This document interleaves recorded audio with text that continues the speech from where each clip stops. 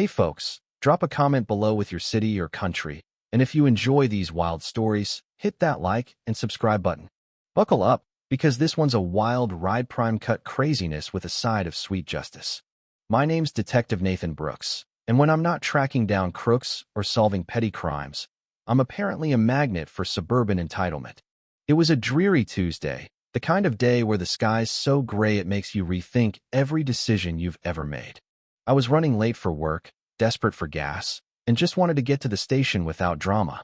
So, naturally, the universe tossed me into the Karen gauntlet. I pulled up to a pump at the Quick Fill on Harbor Street, already feeling the morning stress creeping in. I swiped my card and started filling my trusty, slightly dented Chevy Malibu. Yeah, I know, a detective in a Malibu. It's low-key, all right? Then I heard it, the unmistakable clack of heels on pavement, followed by a voice that could sour cream. Excuse me. I braced myself, knowing trouble was coming. I turned to face a woman who looked like she'd just stepped out of a country club, ready to unleash chaos.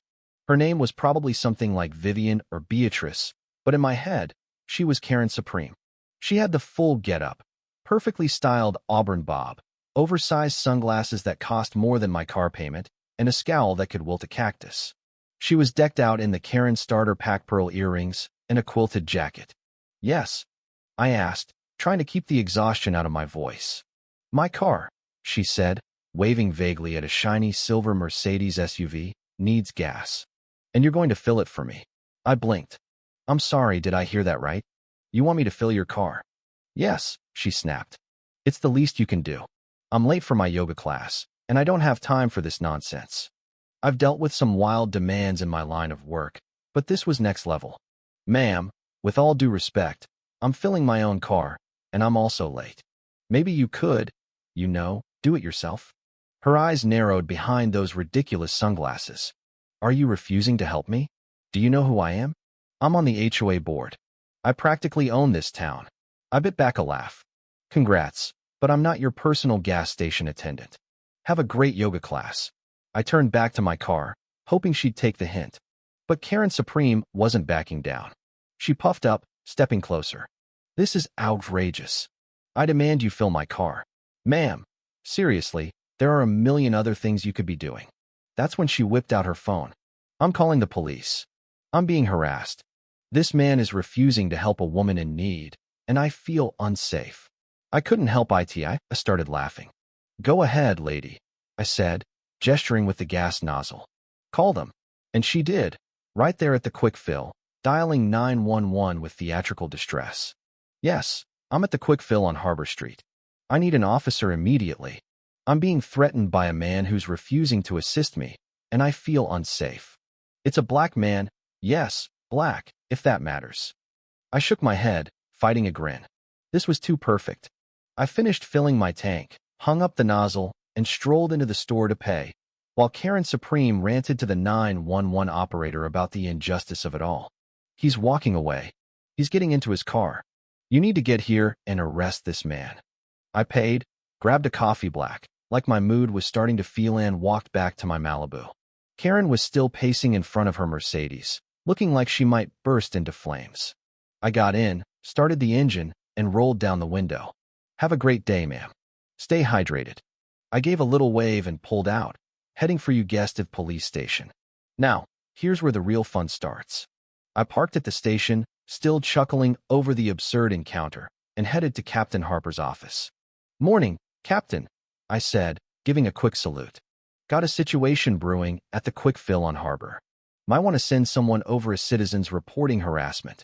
Captain Harper, a no-nonsense woman with a permanent, I've seen it all look, raised an eyebrow.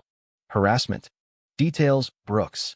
I laid out the story from the demand for free gas to the 911 call carefully, leaving out that I was the so-called harasser. I just described a very agitated woman causing a scene. Harper sighed. Sounds like a classic Karen. All right, I'll send Officer Carter to sort it out. You get to work on the Peterson case. And Brooks, she added, a glint in her eye. Try to avoid any more civilian drama today, got it? Yes, ma'am, I said, barely keeping a straight face. I spent the next few hours buried in paperwork, but I couldn't shake the urge to see this through. On my lunch break, I wandered to dispatch and asked if there were updates on the quick fill incident. The dispatcher, a young guy named Jake, grinned. "Oh yeah, that call. Officer Carter's still on scene. The woman's demanding someone be arrested for refusing to pump her gas." I snorted into my coffee. "How's Carter handling it?" "He's trying to de-escalate, but she's insisting on filing a formal complaint: harassment, emotional distress, and, get this, endangering a community leader." I nearly choked. "Endangering, eh? Oh, this is gold." Jake laughed. "She won't leave until someone's arrested." That was it. I couldn't resist. "Jake, patch me through to Officer Carter." He gave me a look, half amused, half wary. "You sure, Detective Brooks?" "Absolutely. This is too good." Jake connected me. "Officer Carter, Detective Brooks here, calling about the quick fill situation." "Thank God," Carter said. "This woman's out of control, demanding I arrest someone for I don't even know what. Something about community standards and entitlements." "I hear you, Carter. Play along with me. Ask her to describe the person who threatened her. Get every detail: hair, clothes, the works." Carter sounded confused. Okay, Detective."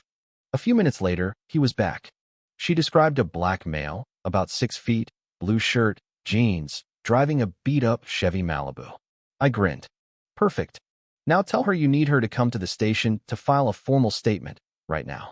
Say her car stays, and she'll be driven by Policino exceptions." A pause. "You think that'll work?" Carter asked, skeptical. "Trust me, it'll work." An hour later, Jake called from dispatch. "Detective Brooks, you won't believe this." "Let me guess," I said. "Karen Supreme's at the station, demanding to press charges?" "Bingo. She's furious, keeps complaining the police car wasn't luxury enough." I laughed. "All right, direct her to the waiting area. Say someone's coming to help." I strolled to the waiting area, barely containing my grin. There she was, Karen Supreme, perched on a plastic chair, tapping her foot like she was about to combust. I took a deep breath, put on my best cop face, and approached. "Good afternoon, ma'am. I'm Detective Brooks. You wanted to file a complaint." Her eyes widened behind those sunglasses. "You? You're the man from the gas station." "That's right," I said, voice calm and professional. "And I understand you're pressing charges against me."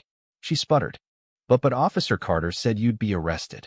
"Well, ma'am," I said, pulling up a chair, "there's been a misunderstanding.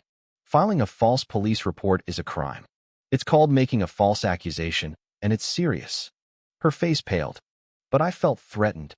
"Did you? Threatened by a guy just trying to gas up his car? A guy who, by the way, was heading to work here, at the police station?" I gestured around. The realization hit her she'd called the cops on a cop and followed him to the station to complain. I leaned forward. "Now, Mrs. Thornton," she mumbled, "Vivian Thornton, I'm giving you a choice. We can charge you with filing a false report, which comes with a hefty fine and possible jail time. Or you can write a formal apology, promising never to make false accusations again, and we'll call it a day. Your call." She caved faster than a sandcastle in a storm, scribbling a tearful, self-pitying apology. I read it, nodded, and handed it back. "All right, Mrs. Thornton, you're free to go. And next time, maybe pump your own gas." She bolted out, her perfect bob bouncing with every step. I watched her go, a satisfied smile spreading across my face. The best part? A few days later, Captain Harper got a memo. Vivian Thornton had filed a complaint against the department for emotional distress and abuse of power. Harper laughed and tossed it in the trash. And that, friends, is how I handled a Karen at a gas station. It wasn't solving a major crime, but it was one of the most satisfying moments of my Carrera story I'll be telling for years. The moral? Don't mess with a cop just trying to get to work. And for Pete's sake, learn to pump your own gas.